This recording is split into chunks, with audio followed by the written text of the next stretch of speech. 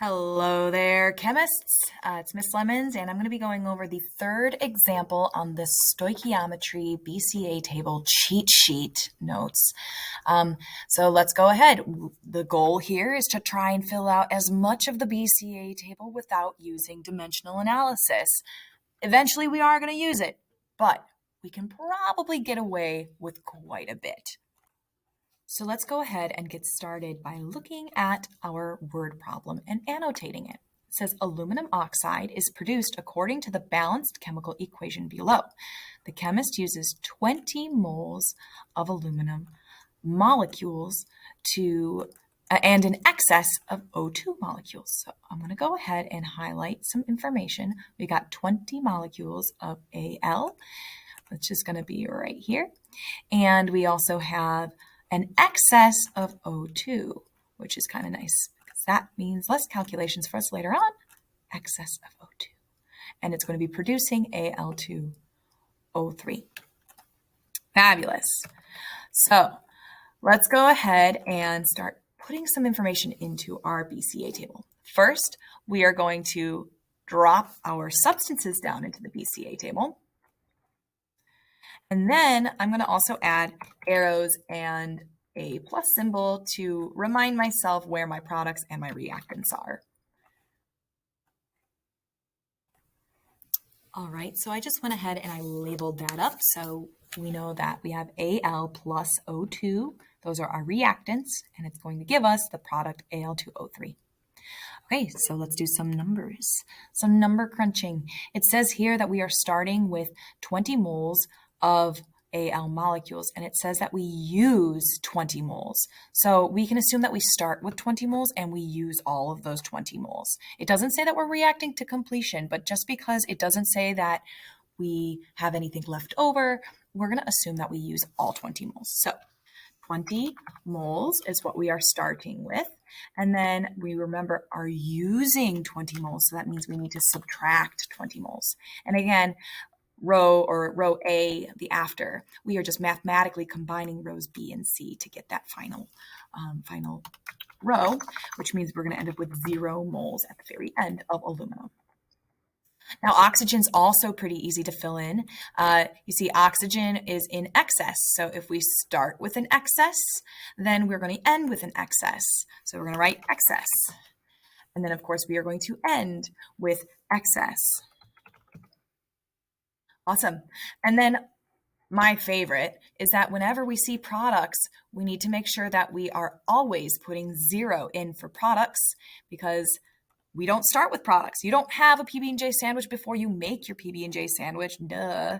So we don't have aluminum oxide before we actually make aluminum oxide, which is why this would then have a value of 0 moles. All right, so we have filled out more than half of our BCA table at this point without doing really much of any math, maybe this small subtraction problem over here. Most of this is just understanding how the BCA table is set up. So now we do need to do math because we're going to fill in the rest of row C. And row C, my memory trick, calculate using the coefficients in a conversion factor. And the only conversion factor that we use is the mole ratio because only moles are allowed inside a BCA table. And so we have to use a mole ratio because there's no other conversion factor for us to use. So we've got our mole ratio, and those numbers are going to be the coefficients that come from the chemical equation. So the 4, the 3, and the 2. So depending on what we're trying to do, we might use 4, 3, or 4 and 2. All right. Now, the cool thing is that we are always going to use what we are given to calculate these other 2 boxes. So we're always going to start with 20 for both of these calculations because we know that this answer is correct. It was given to us in the formula or in the word problem. So we're going to use the correct value. That means that the starting setup for both of these boxes calculations is going to be pretty much the same. So we are starting with 20 moles of aluminum, right? Because that's what's in our row C. And we are trying to figure out the number of moles of O2 gas. So now we need to put together our mole ratio. All right, so I have officially figured out my conversion factor. Again, this 4 and this 3 comes from the recipe, right? The 4 to 3 ratio, okay? And then we are also going to be starting with the same value here. So 20 moles of aluminum is what we're starting with. What's on top must come down. So if I have moles of aluminum on top, that means I need to have moles of aluminum on the bottom. How many moles? 4 moles, because that is our conversion factor.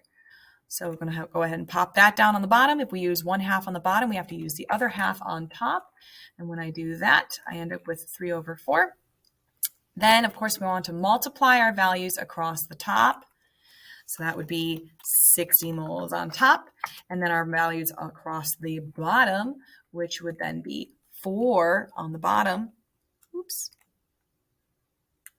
And then 60 divided by 4 is going to give us our final answer, which is going to be 15 moles of oxygen gas.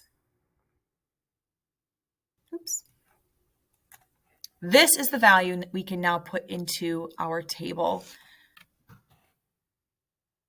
Now remember, because it's a C row, we need to make sure we include some sort of symbol. It's either a positive or a negative. And because we are currently a reactant, we are going to be used up. So that would be a negative symbol. All right, so now we can go ahead and figure out our last box here. I'm going to delete only the things that I need to delete because most of the setup is actually going to stay exactly the same. So our unknown is the number of moles of Al2O3 because, again, we're trying to figure out this box here. We are going to be using a mole ratio. We're going to start with what we know. So we're going to have aluminum because we were given this value and we know it's correct because who knows, maybe we calculated this wrong. So we don't want to use a wrong calculation to figure out this one. We're going to use the one that we were given. And then we're going to go ahead and figure out our mole ratio for Al2O3. This is a 4:2 ratio. You can reduce it to a 2:1 ratio, that's fine, but I'm just going to use the coefficients that I have in the chemical equation. So I'm going to have 2 moles of Al2O3. So now that I have my conversion factor set up and I've already selected what I'm starting with and where I'm going, I can go ahead and start plugging things into my formula down here. I start with 20 moles of aluminum, and what's on top must come down. So if I use 1/2 of my conversion factor on the top, I need to use the other on the bottom. I have to use the other half on the top. You're going to multiply across the top. That's going to get you 40 moles. And then across the bottom, that's going to get you 4. We also know that 40 divided by 4 is going to be 10 moles. And that's going to be 10 moles of Al2O3.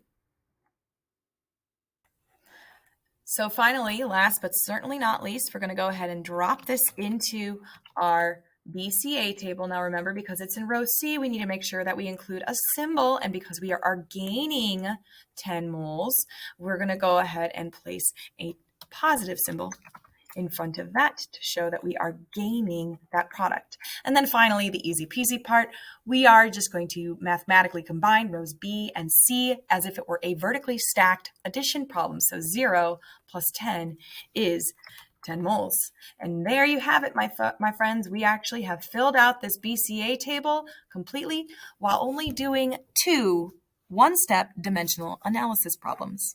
Good luck on your other practice problems.